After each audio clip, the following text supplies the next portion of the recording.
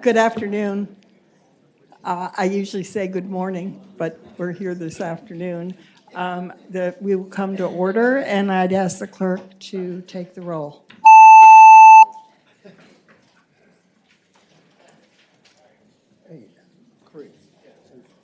You have a quorum, Madam Chair.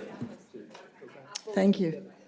I have a couple of announcements to make. First, Senate Bill 193, the patron has asked that it be stricken, and I would so move.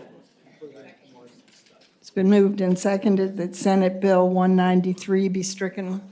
All in favor, vote on the machine. I'll make the motion in full committee. 10 ayes, 0 nays. Thank you. The bill is stricken. I would also like to announce that several of the equalization bills will be passed by for the day. If you're here for that, we're passing it by for the day. I have requested that JLARC provide us with more information, financial information on that. So we will be hearing them soon after we hear back from JLARC, which will be next week. Those bills are Senate Bill 484, 799, 682, 588, and 921. So those will be passed by for the day. If you're here for that, we're not hearing them today. Most of the bills that we have are on the docket are member bills, but we do have 3 senators who have signed up, who I don't see, who are not on the committee. So they're not here. Okay. I'll go. Yeah. I would like to ask Charles Kennington to do the resources sub. Thank you, Madam Chair. There are 5 bills left in the Resources Subcommittee report. The first bill is Senate Bill 277, Senator Barker's bill. The subcommittee recommends adopting a technical amendment, adding a 2025 sunset date, and reporting the bill with the clause. Okay. The subcommittee, which I chair, made that recommendation, and I would ask for a motion. I'll move that the amendments be adopted. It's been moved and seconded that the amendment be adopted. All in favor, say aye. Aye. Okay. Is there a motion on the bill? Move it be reported as amended. Thank you. It's been moved. Is there and seconded that the bill be reported as amended? Please vote aye or no. 11 ayes, 0 nays. 11 ayes, 0 nays. The bill's reported. Madam Chair, the next 2 bills are similar. That is Senate Bill 590, Senator Hanger's bill, and Senate Bill 789, Senator Lewis's bill. These bills would expand eligibility for the tax credit for recyclable materials processing equipment and create a sales and use tax exemption for machinery and equipment, packaging materials, and materials used in processing where such materials are either recycled or recovered, and also provides that equipment and materials used in advanced recycling be segregated and classified as machinery and tools for purposes of local taxation. The report does include the changes that were submitted in a substitute. The subcommittee did not take action because we were awaiting that substitute. Senator Hanger. Thank you, Madam Chair.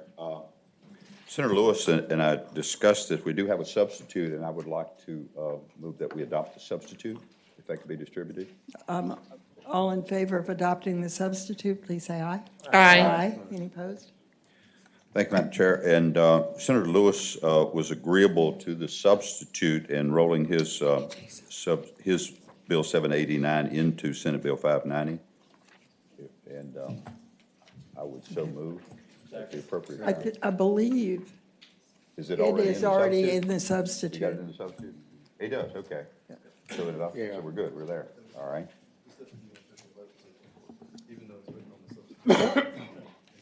Oh, Okay, I'll move, Okay. move that it be incorporated then, Madam Chair, 789 into 590. It's been moved and seconded that it be incorporated. All in favor, please say aye. Aye. Record aye, I'm sorry. 11 ayes, 0 nays. 11 ayes, 0 nays. The motion passes. Am I going to go?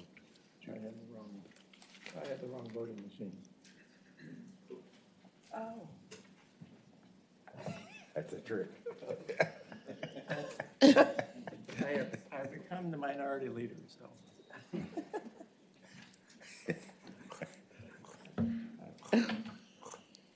So make sure you got yours. I'm glad you noticed. Well, I didn't vote. It didn't record my vote. Can the clerk make those corrections? Okay, thank you. Did mine register? Did-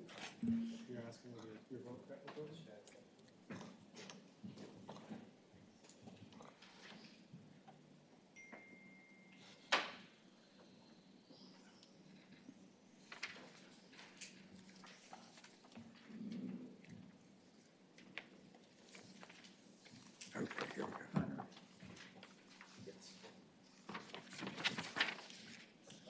go. Okay, good. We're having technical difficulties up here.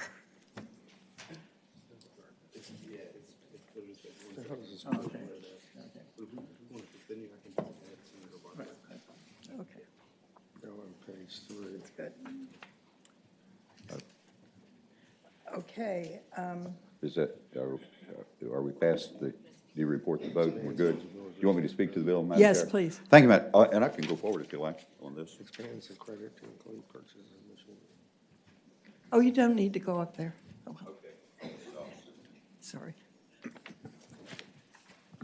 Madam Chair, the primary focus of this bill, as in the substitute, is to first extend the tax credit for recyclable materials processing equipment. That was already on the books. But in addition to that, the focus is on advanced recycling. There's a definition in the substitute to define advanced recycling as the operation of a single-stream or multi-stream recycling plant that converts waste material into new materials for resale by processing them down and break them into the raw constituents. So it defines that, and then it creates a provision for a sales and use tax exemption for machinery and equipment that are used in this type of manufacturing process. And then it further segregates this type of advanced manufacturing equipment out for local taxation purposes into a separate category and adds the sales tax exemption under the exemption for manufacturing equipment on page 8 of the substitute. There would be no, it indicates there would be no general fund revenue impact, some negative impact on general fund revenues and sales tax exemption when that comes online. So I would move with that explanation that the bill be, the substitute be reported. Okay, is there a second? Second. It's been moved and seconded that the substitute for Senate Bill 590 be reported. All in favor, please vote aye. Opposed, nay. You're still not. 10 ayes, 0 nays. Mamie? I mean, make that 11? oh, Mamie's not here. 11 ayes, 0 nays. 11 ayes, 0 nays. The bill's reported. Charles? Thank you, Madam Chair. The next bill is Senate Bill 923, Senator Lucas's bill. This bill would, beginning in fiscal year 2020, increase the aggregate cap on the amount of motion picture production tax credits that may be issued from $6.5 million to $13 million. It also provides that $6.5 million of credits each year be allocated to taxpayers for productions filmed in an economically distressed area of the Commonwealth. The subcommittee did not take action. However, there is a committee substitute. Would you briefly describe the committee substitute? Madam Chair, the committee substitute would increase the existing sunset of 2022 to 2027, but not include the provisions that would increase the overall aggregate cap. I'm sorry. Senator I'm Lucas? sorry. Could you repeat that? I could barely hear. Absolutely, Madam Chair, and Senator Lucas. So the committee substitute was to extend the existing sunset of 2022 to 2027, but take out the provisions that would increase the aggregate cap for the tax credit. Okay, Thank you, Madam Chair. thank you. Okay, is there further discussion on this? All in favor? Well, I need a motion. It's been moved and seconded that the bill be reported. All in favor, record your vote. Madam Chair? Yes. Sorry, I may have missed the explanation on this, but what impact now would it have on general fund revenues? Madam Chair, the substitute would have no impact on general fund revenues because the cap would stay the same. We would simply extend the sunset date. Okay, thank you, Madam Chair. Okay, all in favor of, Madam Chair, somebody, Madam Chair, there is one piece that needs clarification. The committee substitute would actually extend the sunset date to 2025, not 2027. Madam Chair? yes, Senator Lucas. Yes, could you explain how that differs from what was originally in the? Giving $3 million to a guy. Madam Chair, the introduced bill did not change the sunset date, which was under current law 2022. And again, the introduced bill would have extended the aggregate cap from 6.5 to 13. The substitute would leave the cap in place but extend the sunset date. I believe what he's saying is it would extend the sunset date 3 years beyond what currently is. Okay. That sounds good. Okay, Thank you, Madam Chair. yes. All in favor of reporting this bill, please vote aye. Opposed, nay.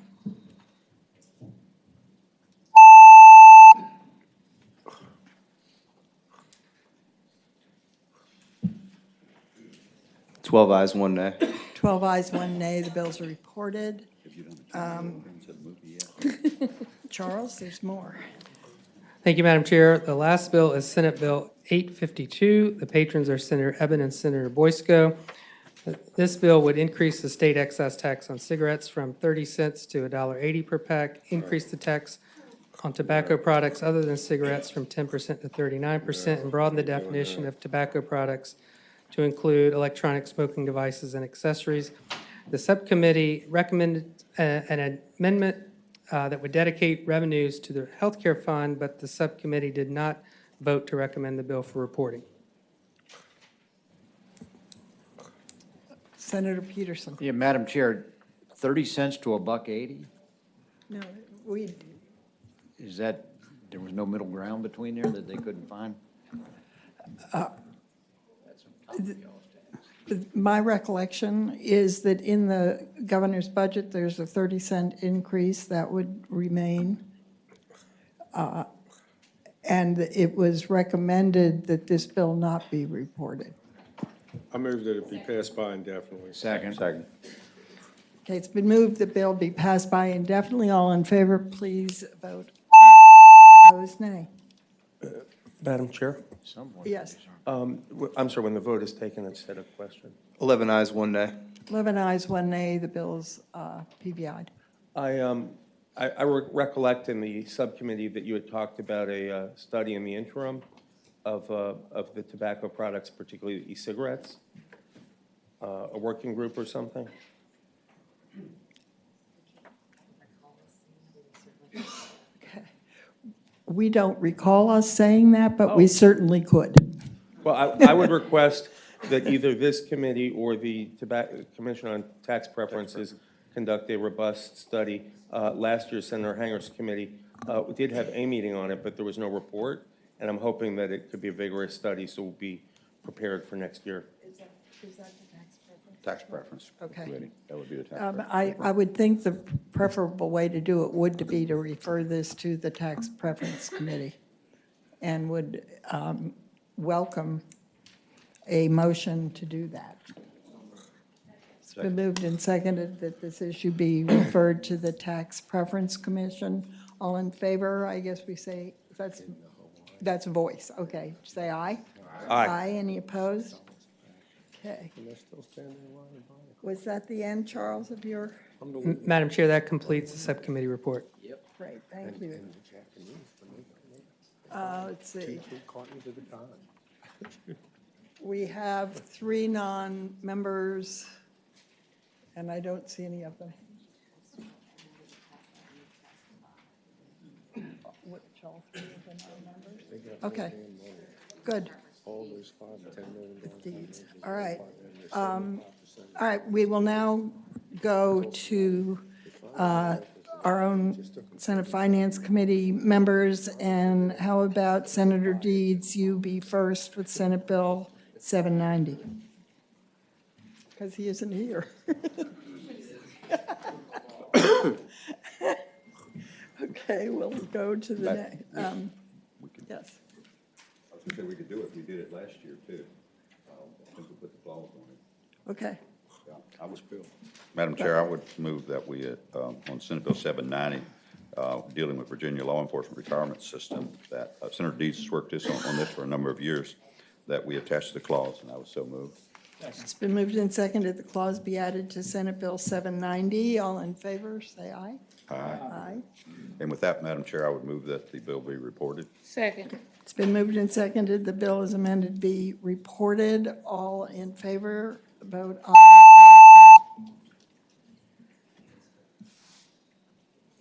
12 ayes, 0 nays. 12 ayes, 0 nays. It's reported.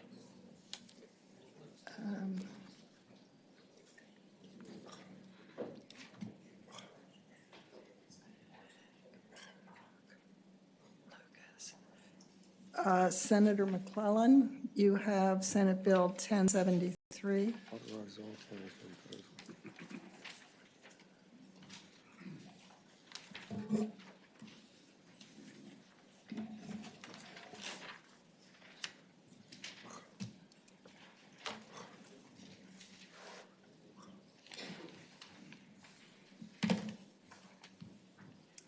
Thank you, Madam Chair. This is one that you have seen before. It's pretty similar to Senate Bill 37, which passed the House, that passed the Senate last year and failed in the House.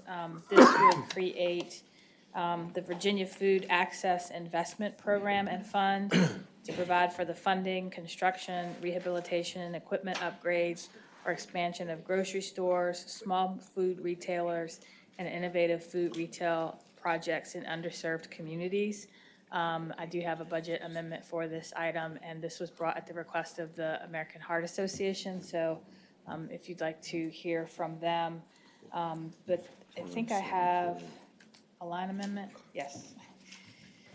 Madam Chair and Senator McClellan, the line amendment would be after line 79 to add an enactment, second enactment, which would say that the Department of Agriculture and Consumer Services shall establish an equitable, food-oriented development stakeholder work group to develop recommendations for design elements for the Virginia Food Access Investment Program created by this act. And the major difference between this and what you saw last year, other than the title, is that I think last year's version would have housed the fund or had the fund be established by the Department of Housing and Community Development, and this one would be done by VDAX. Okay, thank you. All in favor of the amendment, please say aye. Oh, sorry. Aye. Any opposed? Okay. Amendments. Are there any questions for Senator McClellan? Anybody to speak to the bill in favor?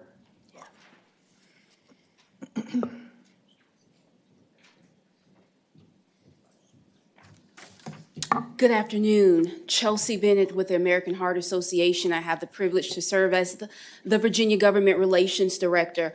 Before you, you have an incredible opportunity to help address food insecurity here in the Commonwealth of Virginia.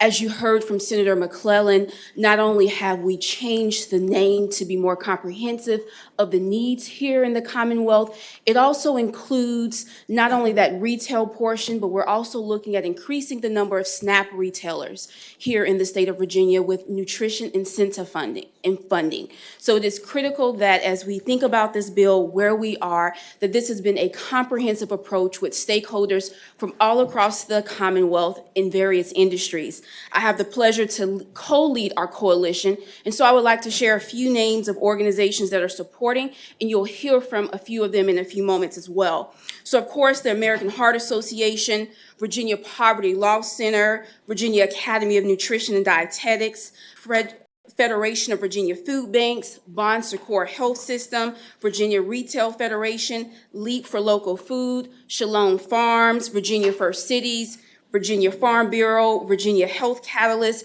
Virginia Community Capital, and Virginia Foundation for Healthy Youth. I ask for your support on this bill.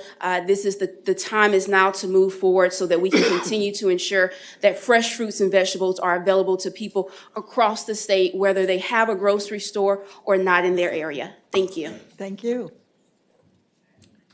Good afternoon, Sean O'Brien with the Bon Secours Richmond Health System and also representing Bon Secours Hampton Roads Health System. Throughout our 11 hospitals and the communities they serve in the Commonwealth of Virginia, food insecurity is one of the top issues that affects whether or not a community is able to, people of a community are able to live a healthy, happy life. For patients who suffer from diseases like diabetes or COPD, food insecurity and having access to fresh, healthy food continues to be a problem that we ourselves are not only investing in our community outreach programs to help tackle this problem, but we need support from bills like this legislation right here, which will help us have additional retail areas where we can help our patients access this food. Thank you for your consideration. Thank you. Thank you, Madam Chair. Chris McDonald with the Virginia Association of Counties. We've been pleased to support this initiative in the past and are proud to support it again tonight. Thank you. Thank you. Good afternoon, Madam Chair and members of the committee. My name is Casey Ensign, and I'm here on behalf of the Medical Society of Virginia, and we support this bill. Thank you. Thank you. Hey, good afternoon, Madam Chair, members of the committee. My name is Salam Bhatti. I'm an attorney at the Virginia Poverty Law Center. I'm so very proud of our coalition. It's a very broad coalition from the smallest of farmers markets to the biggest of stores to really help revitalize Virginia and provide some good food to its people. I hope the members of this committee support this bill as well. Thank you. Thank you. Madam Chair, Kyle Shreve, the Virginia Agribusiness Council. We support the bill and thank the patron. Thank you. Madam Chair, members of the committee, Parker Slayball, Virginia Food Industry Association. We support the bill. Thank you. Madam Chair, Andrew Lamar on behalf of the Academy of Nutrition and Dietetics and the Virginia Nurses Association. We support the bill and thank the patron. Thank you. Thank you. Is there anyone in opposition to the bill? It would be a hard lift to be opposed. Madam Chair? Yes, Senator Hanger. This bill that Senator McClellan is carrying, I think last year we saw it, and it grew out of the Food Desert project that was worked on with a lot of support. And it's a matter of resource, so I move that we attach the clause. It's been moved and seconded that we attach the clause. All in favor, say aye. Aye. Any opposed? Okay.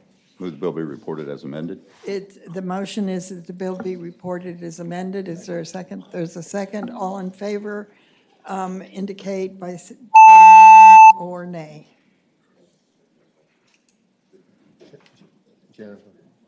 12 ayes, 0 nays. 12 ayes, 0 nays. The bill is reported. Senator Peterson, you have Senate Bill 209. Madam Chair, do you mind if I just do this from the dais? Not at all. Senate Bill 209 was previously passed out of courts. It has to do with the addition of a general district court judge to Fairfax County. We actually passed this bill last year, but it didn't make it into the final iteration of the budget. It moves the number of GDC judges from 11 to 12, which is the number that's actually recommended under the Association on State Courts and by the Supreme Court. And this simply moves our number up to that. The money is already in the state budget, so it shouldn't be too controversial. Are there any questions? Is there a motion? It's been moved and seconded that Senate Bill 209 be reported. All in favor, please vote aye.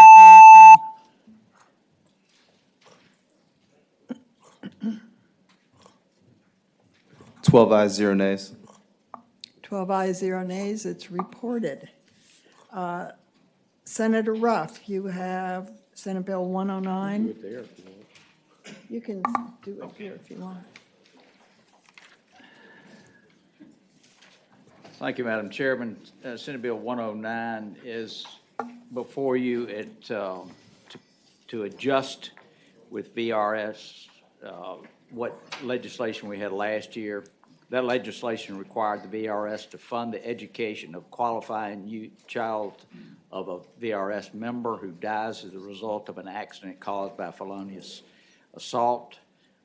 They're required to contribute an amount equal to current average cost of tuition and fees for a baccalaureate degree at a state public school. Additionally, due to changes in the Virginia College Savings Plan necessitates changing how this is dealt with and clarifying that the trust account is for higher ed expenses only. Are there any questions for Senator Ruff? Is there a motion? I move be reported. Move that it be reported. Is there, it's been moved and seconded that Senate Bill 109 be reported. All in favor, please vote aye. Number of VRS.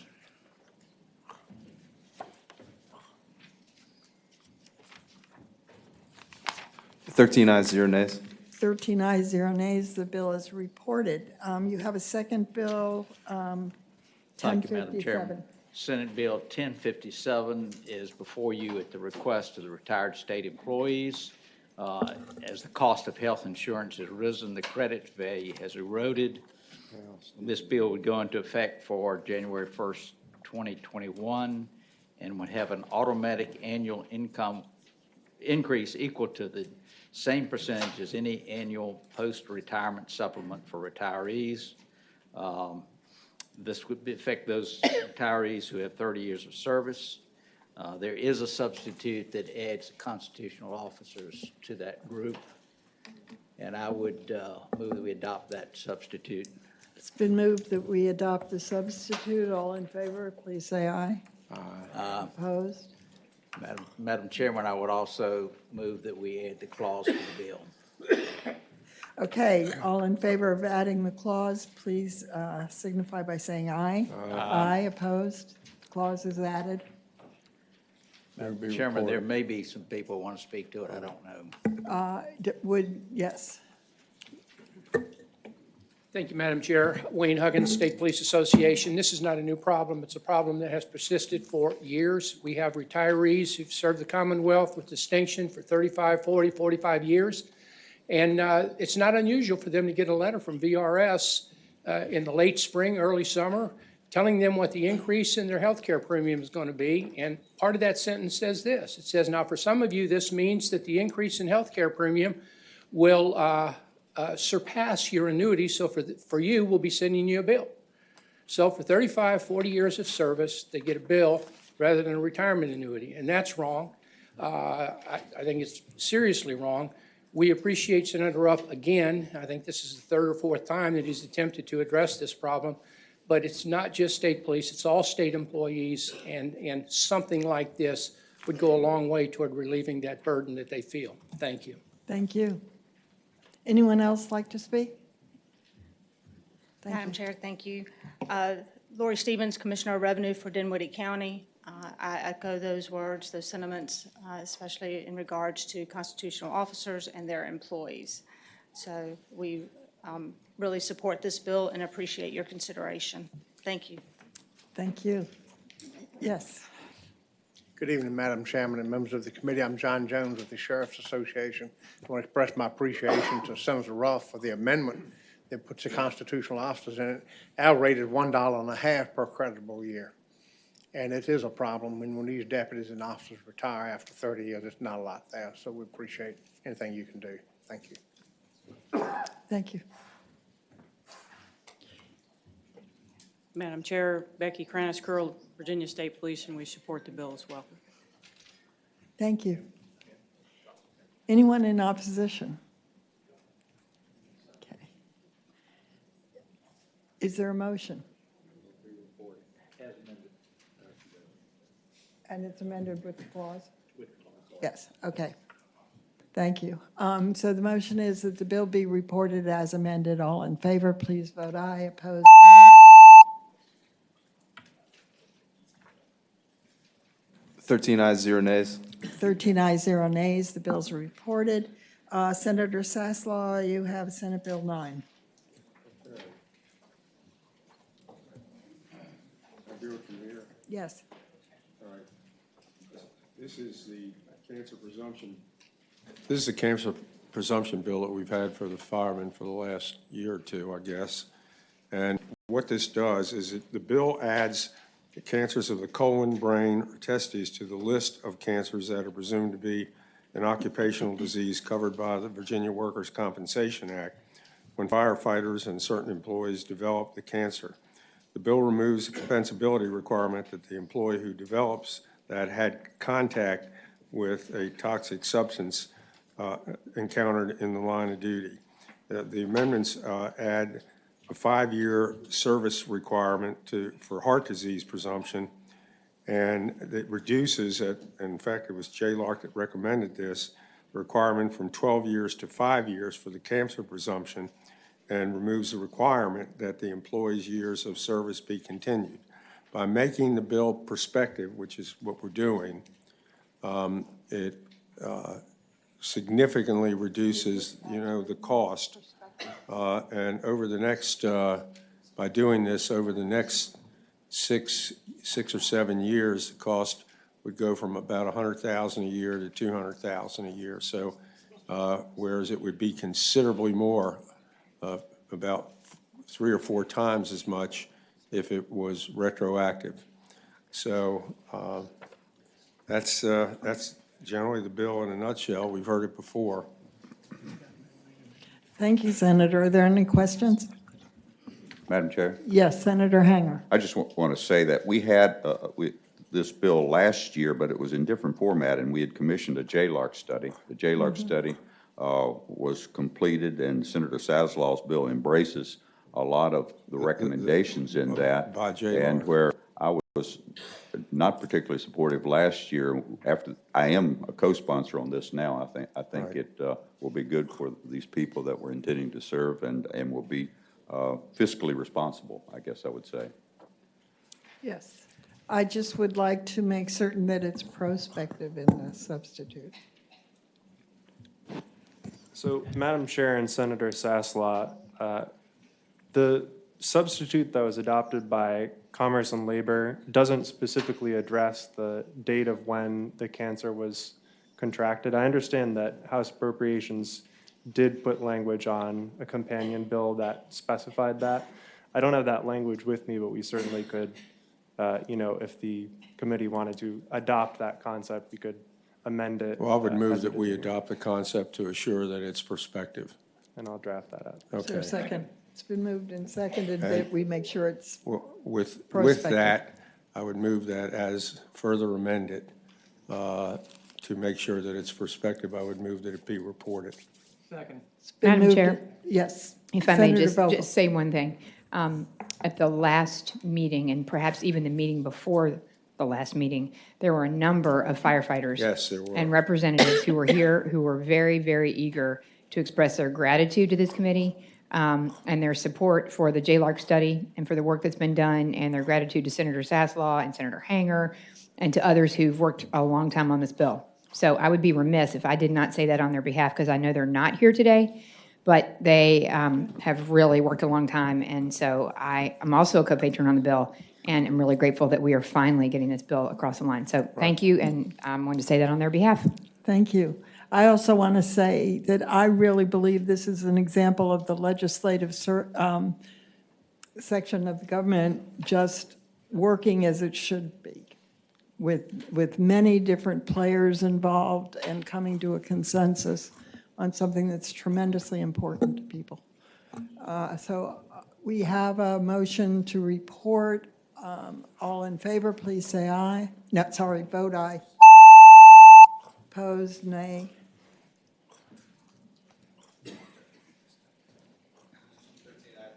Thirteen ayes, 0 nays. Thank you. 13-0. May I ask staff, does this complete the docket except for my bills? No, okay, no, okay, so it's not. Senator Evan? Sure.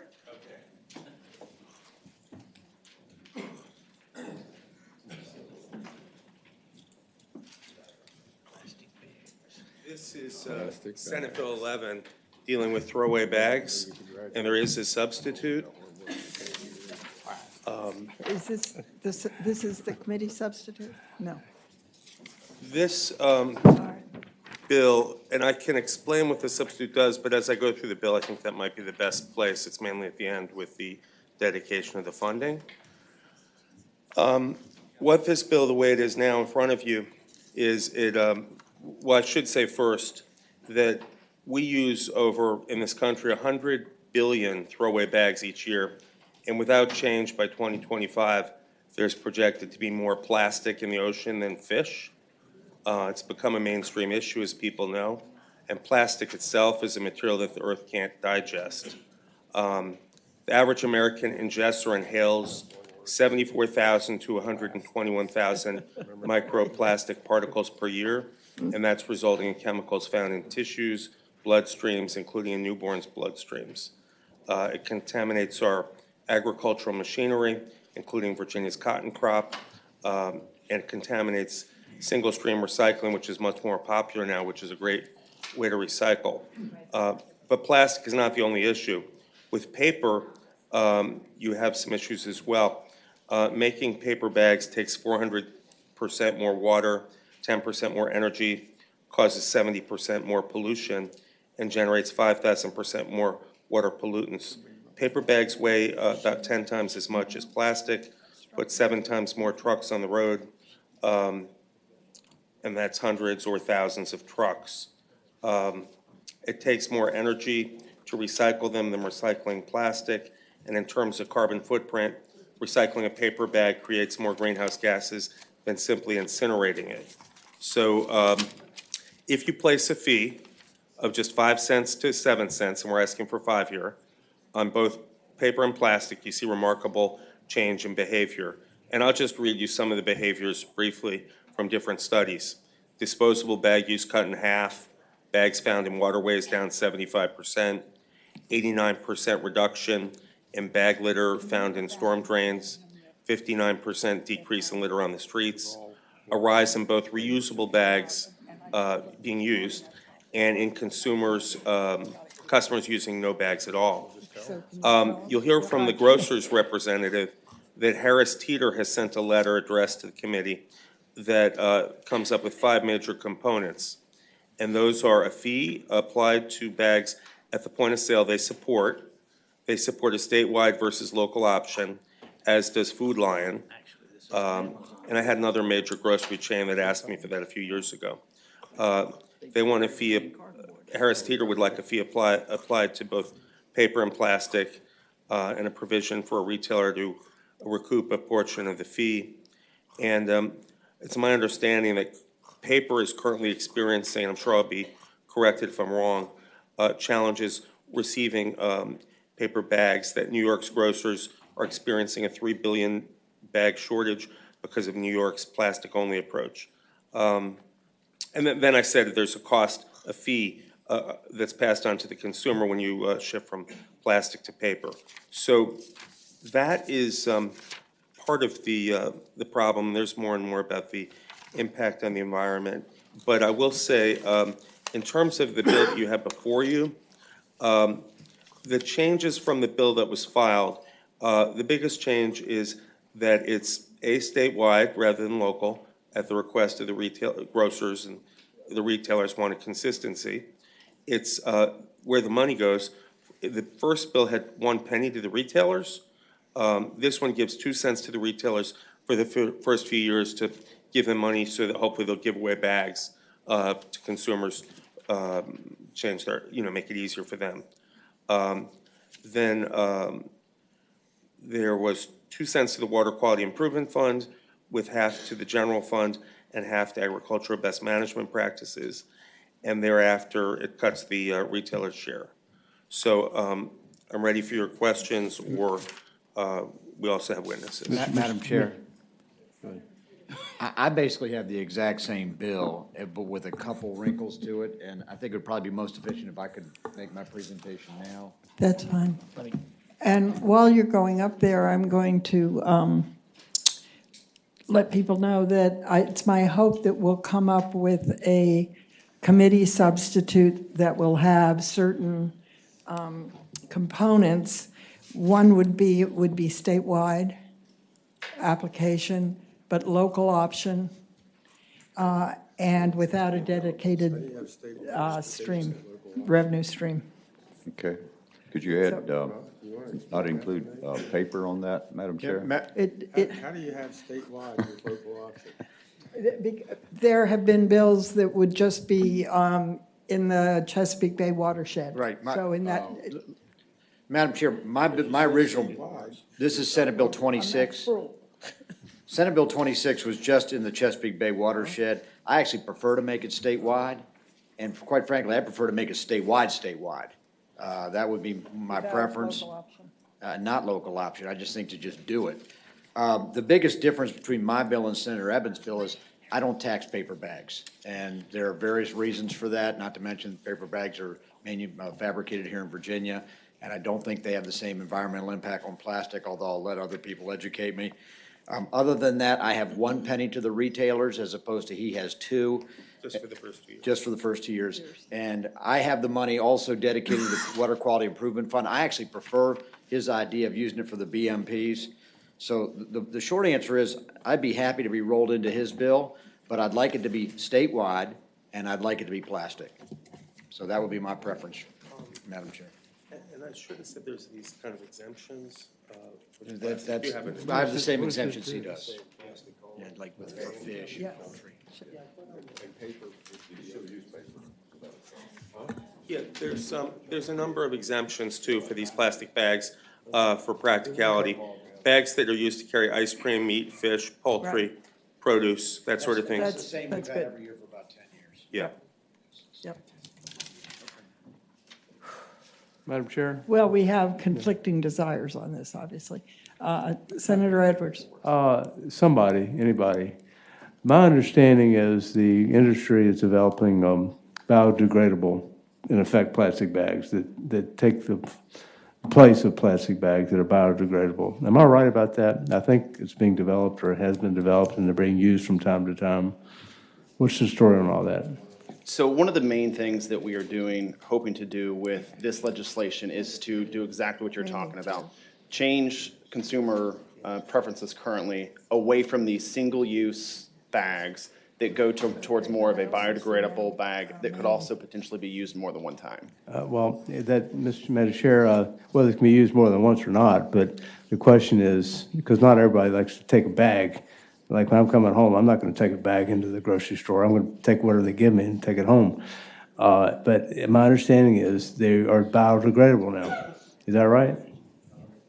And it's being developed whether or not somebody has to be charged a tax or a fee or not.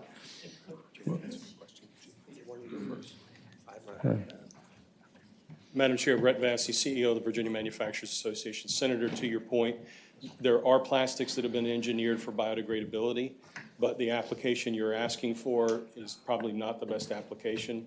What we look for is 100% recyclability with that particular polymer. And so the Senator's bill, Senator Hanger's bill, gets at that issue of trying to get to 100% plastics packaging recovery by 2040. So that's the goal with plastic bags. Madam Chair, Senator Edwards. Whether it's recycle mean you can reuse it and turn it back into another plastic bag.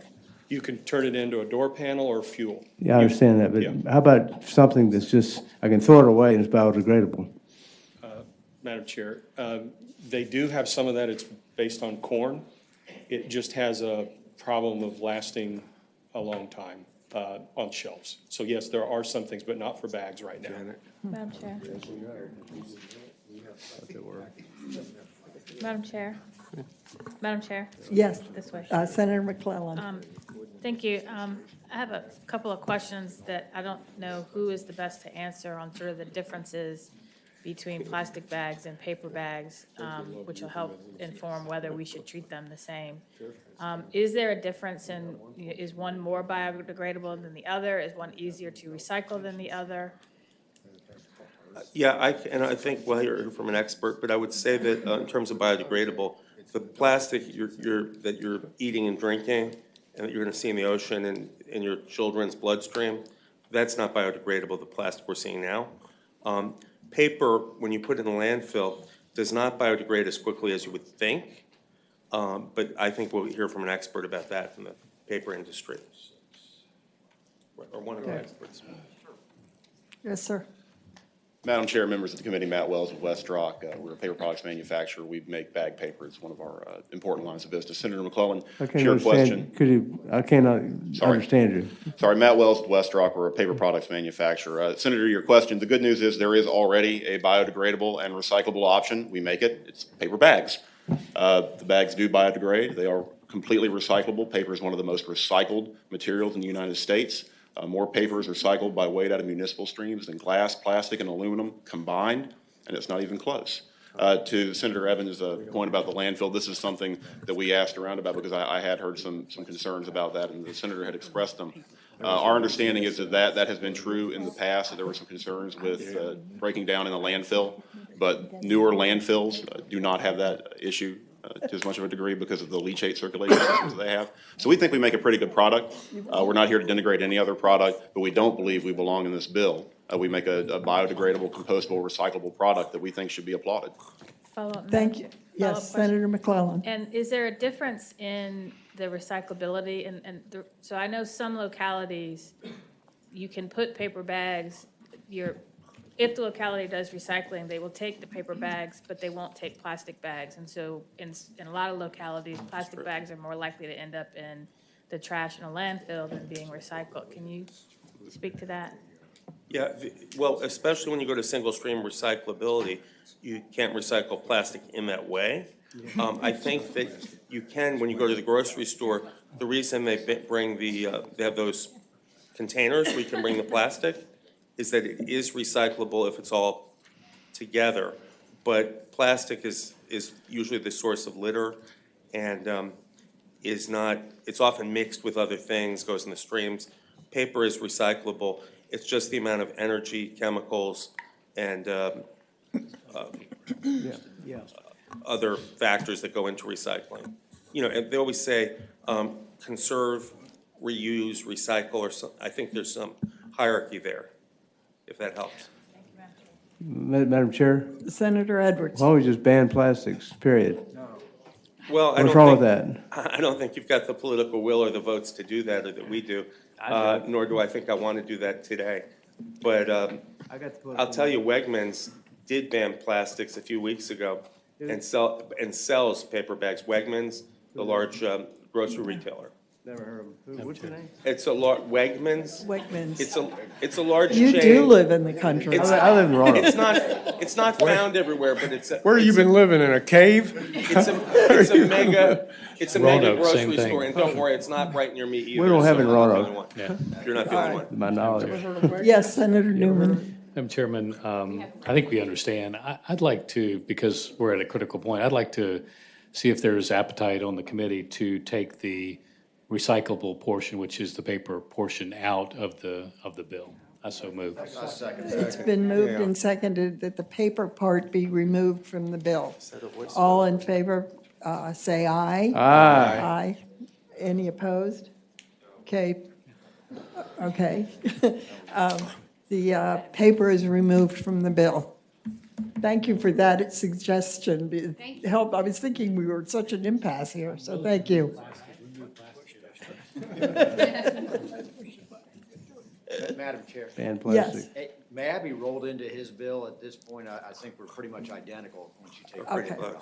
Good. And Senator Locke also would like her bill rolled in and be a co-chief patron. So that, if I could have a motion to do those. Senator Peterson's and Senator Locke's bills and Senator Evans. And it's seconded. All in favor, say aye. Aye. We had to vote on that. Oh, yeah.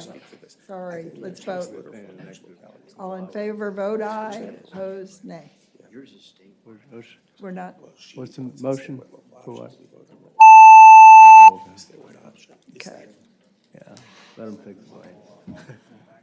But you asked me to describe. Why do we have to make life miserable Yeah, consider? That's what I yeah. don't get. 16 All ayes, right. 0 nays.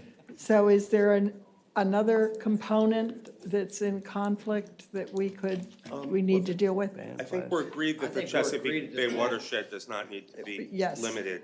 Right, now, I'm fine with this That- statewide, and I prefer that to mine, so that's not. Okay, good. Okay. And then we come down to the dedicated revenue stream, which typically we do not do here. So I'd like, yes, we don't.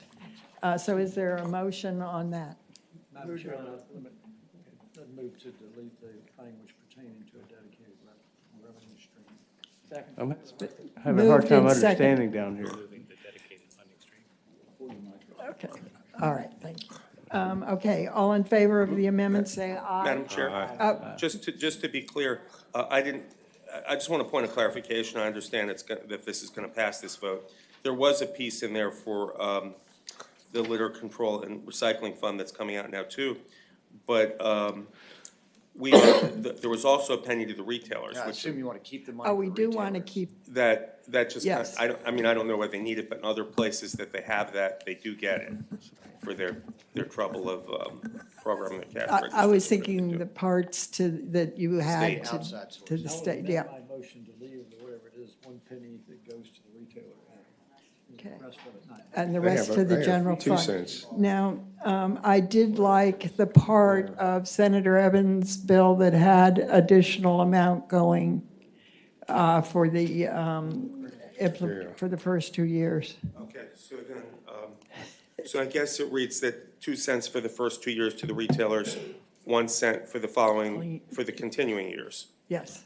and the rest to the general fund or wherever. General fund. So is there a motion on that? That be included? Okay. Is there a second?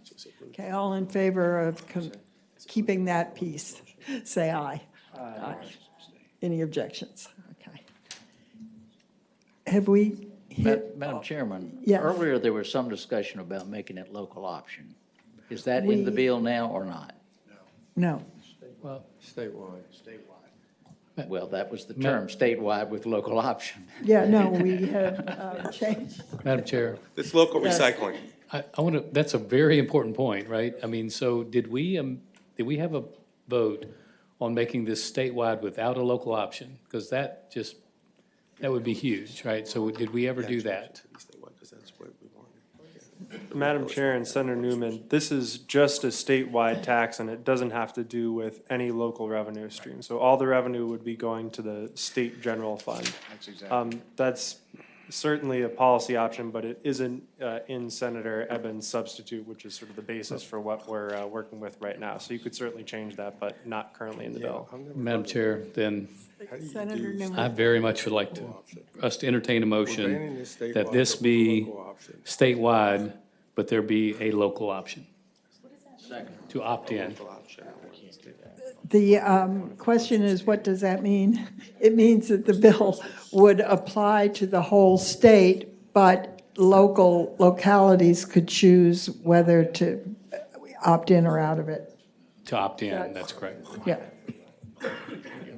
So the you look puzzled, I'm sorry. There had been bills that Senator Peterson's Right. that limited the geographical area of this. So what we're now saying is it would apply statewide, but localities could opt out. Madam Chair. Is to say just statewide, period. Never Madam Chair. Senator Peterson. If I make a And so point with the about food that, stores. I have had local option bills before, but then a part of the revenue was dedicated to the locality.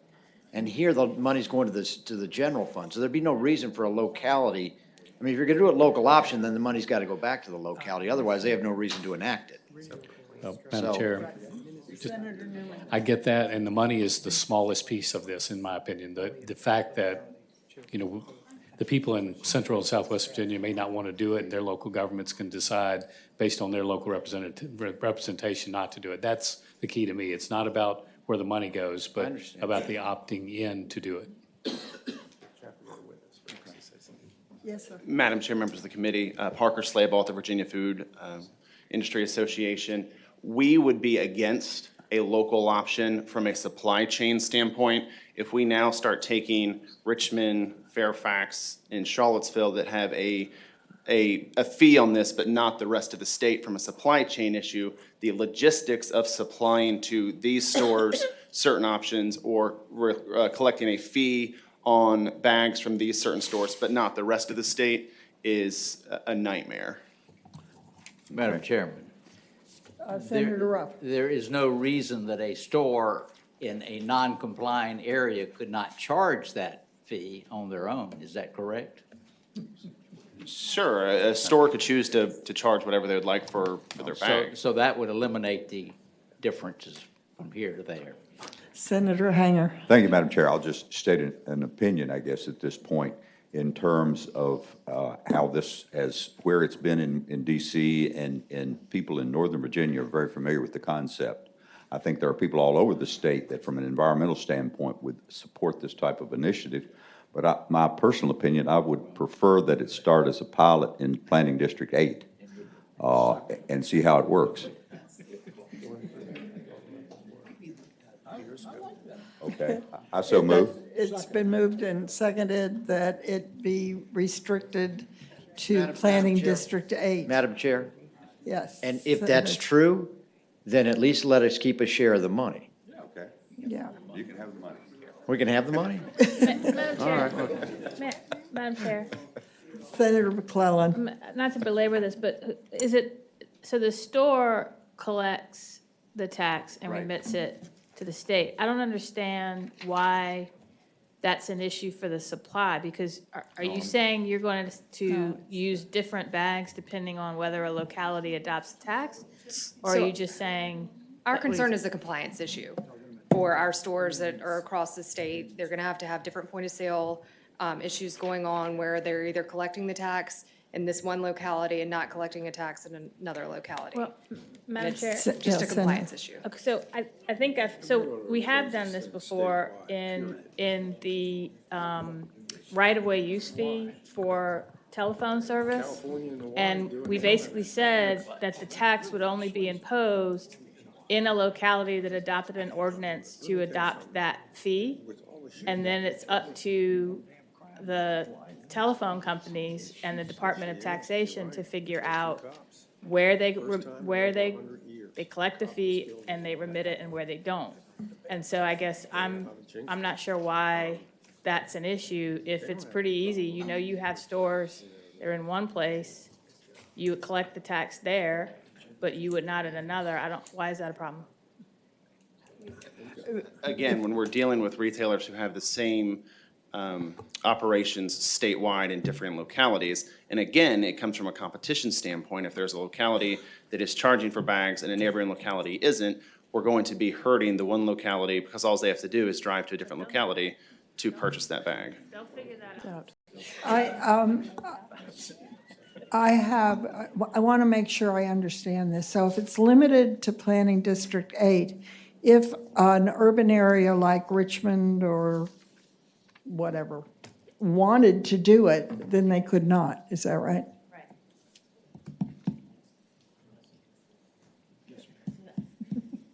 So was there a motion on Planning Madam Chair. District 8? Yeah.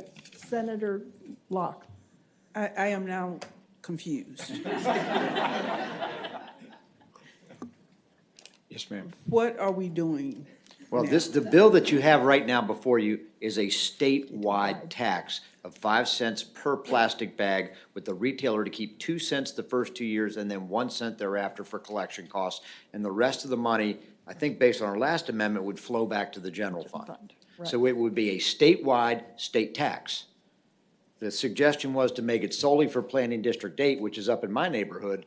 And I said, okay, but then we'd have to keep the money. We're not going to do a tax just on us and send it down to Richmond. I ain't that stupid. I'm pretty stupid.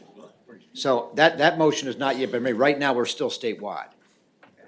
But that was a serious motion and had a second? Okay. So it's been moved and seconded that this be limited to Planning District 8. All in favor, say aye. Opposed? No. I'm undecided. I'm unclear, so please vote.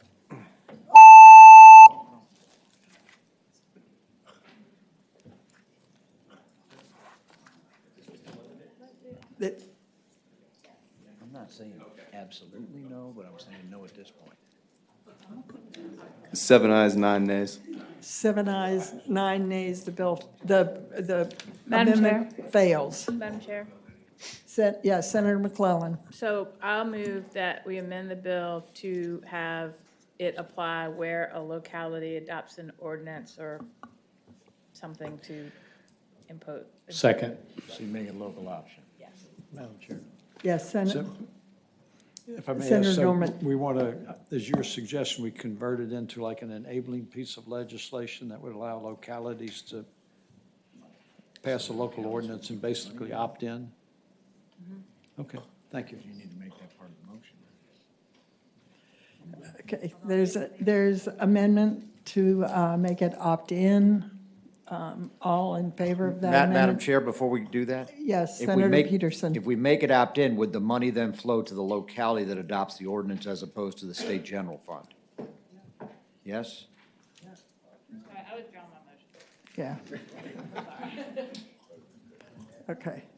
So I would like to suggest that we have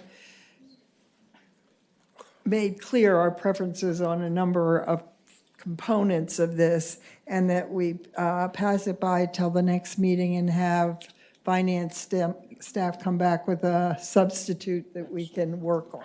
Is that, okay, good. Yes, this is, yeah. Thank you. Okay, so without objection, that's what we will do.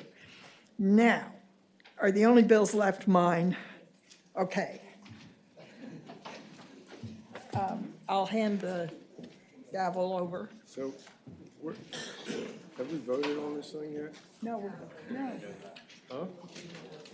What's the status Okay. of the plastic bags? Bye for the day. All this goddamn thing and we just carried it over?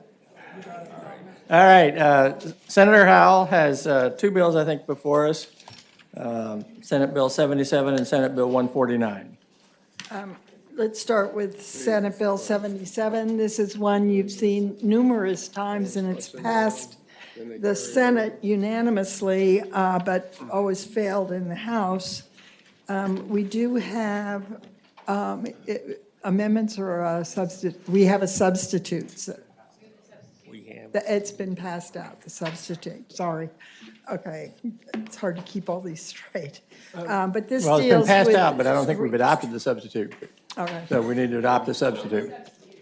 All right, we have a motion and a second to adopt the substitute. Any discussion?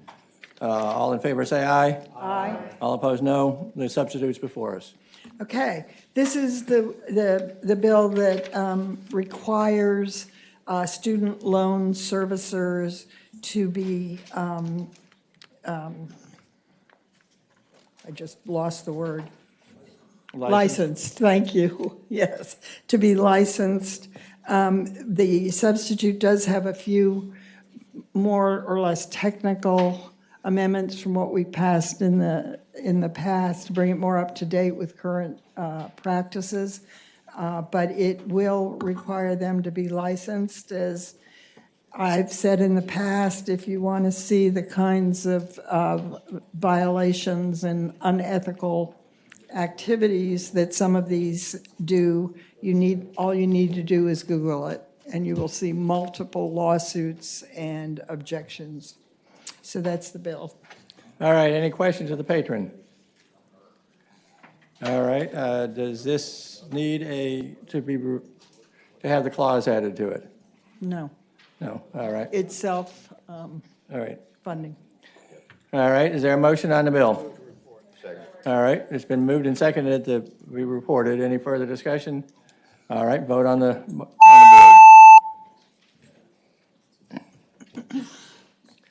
16 ayes, 0 nays.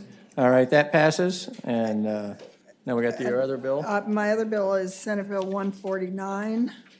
This is a bill I've been supporting for the sheriffs. It allows, it's permissive a locality to increase from $10 to $20 the maximum amount a local governing body can assess against a convicted defendant as part of the cost in a criminal or traffic case. It's permissive. It doesn't need to be the whole $10. It can be any increment that they want. And the money will be spent on courtroom security. And I believe John Jones wants to speak to it. All right. Are there any questions of the patron? All right, those in favor of addressing this, please speak. Thank you, Mr. Chairman. This is an important initiative for the sheriffs this year. It's an optional bill. The last time this was increased was 2007, when it went to $10. Courtroom and courthouse security is an important function performed by the sheriffs, and not all of the expenses related to that service are provided by the compensation board. For example, the compensation board does not fund the deputies at the courthouse entrances. It has to be picked up by the localities. The compensation board does not fund the lockups at the courthouse. So the fee is only optional, adopted by the local governing body, up to $10. Even the state-funded deputies that we get from the compensation board, currently, there's a state staffing standard for courts, and we're currently 115 deputies short with that. So this will help immensely the sheriff provide the service. All right, Senator Norman.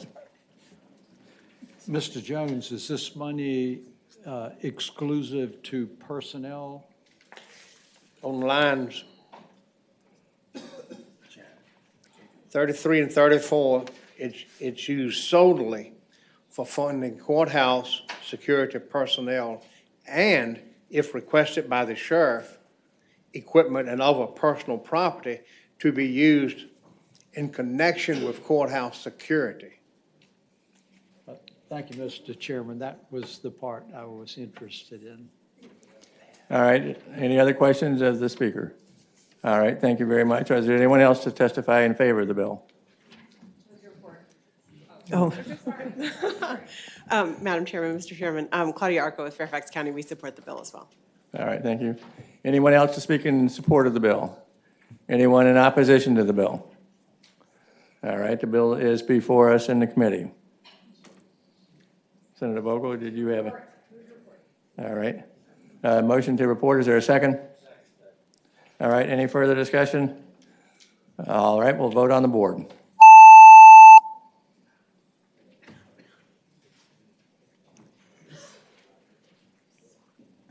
Fourteen ayes, 2 nays. All right, the bill is reported.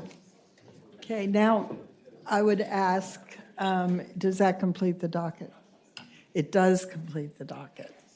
Thank you all for coming this afternoon. Hopefully, we won't need to do it next Thursday, but I wouldn't count on it. Just happy to be here.